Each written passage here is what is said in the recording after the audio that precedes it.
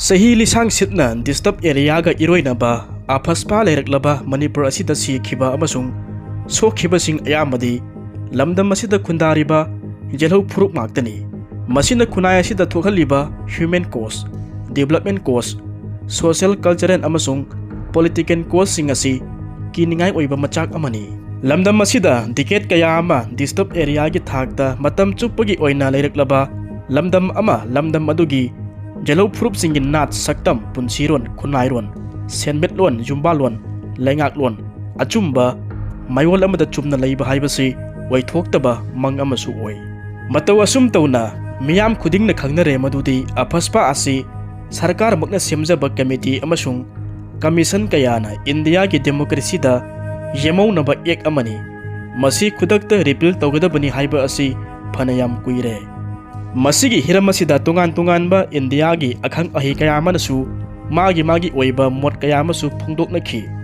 India gi awang nungpok thangba lamdam asomda santi purakpata khwaidagi chauna khurau thangba asi lamdam asomda AFSPA leiramba asini masigi matang swaisida haukhiba sahi kaya asida lamdam asida AFSPA na maram oiraga lamdam asigi jelo phurup kaya amagi punsi mangkhiba sigi matangda yengminasi Report amagi matungina matam madu sahi manga da soikhiba mi masing asi lising ani ga chahum ga supna taret masigi data sigi matungina ingkumja 1993 da siba mioi masing aduna samri ga kulumdoi ingkumja 1997 da siba masingna samri ga marpudra manga ingkumja 2007 da siba masingna samri ga humfumathoi ingkumja 2008 amasung 2009 da siba masingna mathang sitna Samriga marpudra taruk amadi Samriga kuntraga nithoi aduga ingkumja 2022 amadi ingkumja 2023 March ki tangkun mari phawbada soikhiba mi masingna mathang sitna taret amadi anini mataw asum tawna ingkumja 1992 dagina ingkumja 2000 phawbada Manipur asida punna soikhiba hatkhiba mi masing asi pulapna lising aniga satret ka yangkhaini ingkumja 2000 dagina ingkumja 2023 March ki tangkun mari phawbada soikhiba hatkhiba mi masingna pulapna lising ahum ga chatruk ka nifuni thoini asumna siriba hatkhiba sigi thodok tholiba matam masi Manipur asida disturb area laukthokhtuna Armed Forces Special Power Act satna ringai matam dagini panba yabadi AFSPA ki makhada thokhiba disturb area gi notification asi Tripura amadi Meghalaya gedi ingkumja 2015 amadi 2018 da pumlo lauthokkhibadagi AFSPA asi lamdam asida satna khidre Imphal municipality yauduna AFSPA gi makhada disturb area laukthokhtuna chatnarakpa asi ingkumja 2004 dagini district tarukna konba police station tara manga dagi disturb area lauthokhibasi Manipur gi oina ingkumja 2022 gi April gi tang amadagini aduga ingkumja 2023 gi April gi tang amadagidi police station mari amadagi amuk lauthokhtuna punna police station taraga mapanda disturb area leirarwai disturb area asi pumlo lauthokpaga iroinana AFSPA asi pungmut muthatpa asi miyamna leptana tawriba demand amasu oi adubu karigumba Manipur asida AFSPA asi pungmut muthatkhiba taragashu maduna piramba chaina khol adumadi Puari gi lamaida lengdana adumak lehauragani muknabagi landa asi ana asok apa nangkhiba kaya gi setna khainabagi amadi ningamdaba pendabagi waridi miyamgi koktagi thamoidagi mangdri siriba soliba sing adugi manungda Micham masing khangdana yaukhi miyamgi akanba ihausu mayoknakhi mataw asum tawna aikhogi iramda Manipur asida leiriba issue khudimaki oiba mama asi matam adugi oina AFSPA na oikhi Miyamgi ihu aduda tanglaba phijigi lan kayagi punsisu khangu thakta mangkhibagi wari kayasu laikre irum chanu sarmilagi lisang sitna sathakhiba protest sitaranjangi kathokpagi wari asi puari gi lamaida mafam chauna kanduna adumak leiri asumna AFSPA ki haktakta siriba sokliba singasi Micham danate masida muknabagi lana sida mayokna riba lan thengnariba maike animakta suni Security shu punsi mangkhiba laikhi atei kaya amana asok apan junangki samna asi ana asok apan nanglaba sing asi माइकई खुदिमक्तगिनी मसिसु अमुक्तंग येंगबियु counter insurgency की लांदा सिरिबसी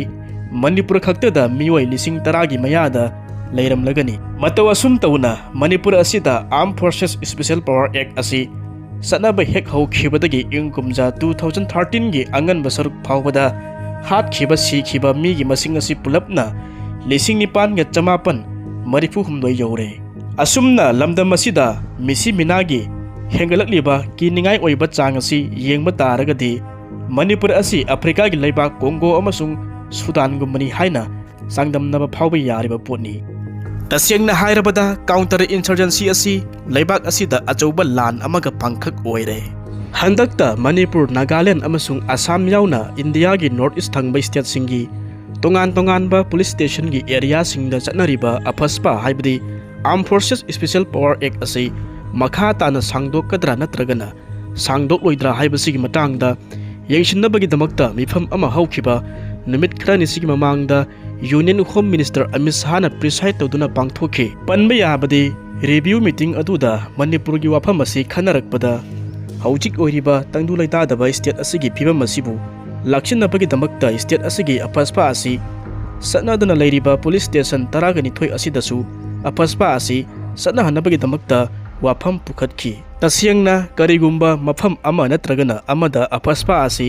सनहनबा नत्रगना सनहनदनबगी वारेप असि मरी लेनबा state government नत्रगना union लेंगा की मिनिस्ट्री ऑफ होम अफेयर्स ना लौजगदवनी अंगनबा मतमदगी हौदुना मणिपुर की सिंग अमसुंग तंपाकता arm forces special power act 1958 act असि सनहनदुना मसिगी मखादा डिस्टर्ब एरिया लाउथोक्तुना लाकपनी AFSPA असि सनहनदुना डिस्टर्ब एरिया लाउथोकपसि तमदगी सिंगने यामना हानखि सिंगी मफम अयामदा ngalingay matamdagi hauduna disturb area lauthoktuna sanahанba taragasu masigi matungda tampaktana haukhiba ingkumja 1980 dagi sanaba si haurakkhibani matam madugi oina lalhaubagi irang asi yamna ka henna kalakpadagi state laingakna manipurgi mafam khudimakta disturb area lauthoktuna sanaba haurakkhibani masida palliba disturb area status masi armed forces ta ahenba sakti kaya piba the armed forces special power act 1958 की section 3 की मखादा लाउथोक्तुना चनहनबनी disturb area नि हाइना लाउथोक्लबा मफमसिंग अदुदा arm forces अमसुंग arm forces की operational command मखादा थबक तौबा central paramilitary forcing अदुना Warren जाउद्रबसु थीबा हुंबगी थबक चाथबा अमसुंग मी फाबा असि मनिंग तमना तौबा ngमहल्ली मसिदा करिगुम्बा थीबा हुंबगी थबक चाथबदा का हेनबा थवंगसिंग कया मा चाथबा यावबा तारगसु सेंटर की अयाबा याउद्रबदी लो कोर्टा वायन चथबा यादे सेंटर की अयाब अमत याउदना लो कोर्टा वायन चथबा यादे हाइबसी the arm forces special power act अदुमक मयक सेंगना याउरी तसियंगना AFSPA की मखादा डिस्टर्ब एरिया लाउथोकपगी अमसुंग मसिबु लाउथोकपगी शक्ति असि स्टेट लैंगाक अमसुंग सेंटर की लैंगाक अनिमक्ता पी मणिपुरदा डिस्टर्ब एरिया चनहनखिबा असि स्टेट लैंगाक मसाना गेजेट नोटिफिकेशन थोकलगा सनबा हौखिबनी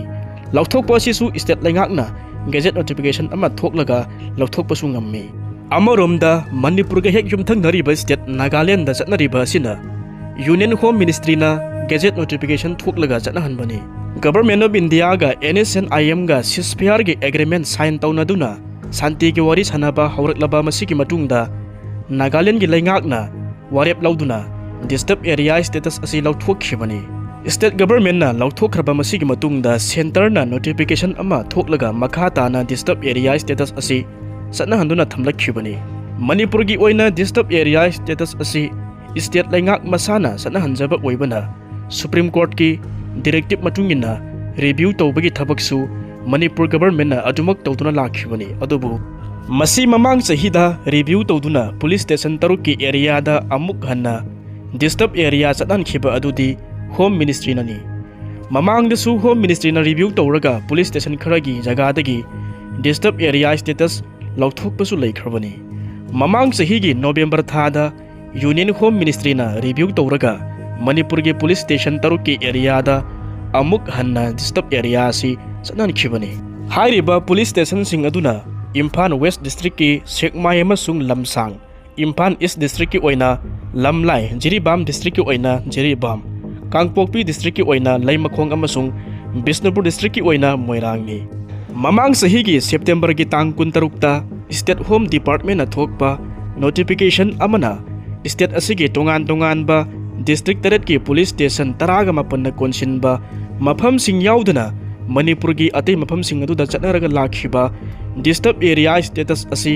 makhata na ingkumja 2025 ki March ki tang 13 phauba sangdok kharba masigi matungda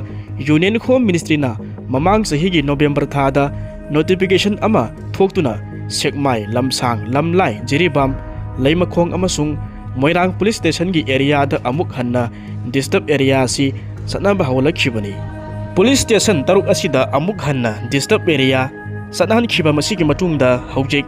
disturb area satna handabida lairiba police station sing asina Imphal Lamphel Singjamai Paswai Wangwai Porompat Haingang Irilbung Thobal Bisnupur Nambol amasung Kakking ni hairiba police station sing asige area da amuk hanna disturb area sanhalaba thokpa taragadi Manipur gi mafam pumnamakta amuk hanna disturb area si satnaragani Armed Forces Special Power Act AFSPA disturb area lokthoknaba miyam gi maikaidagi akanba kholau kaya amasu lauduna leiringai gi marakta AFSPA asi satnahandabida leiriba police station gi area da amuk hanna AFSPA asi sanhalakpa taragadi maduna miyam gi apambagi mayoktasu oikani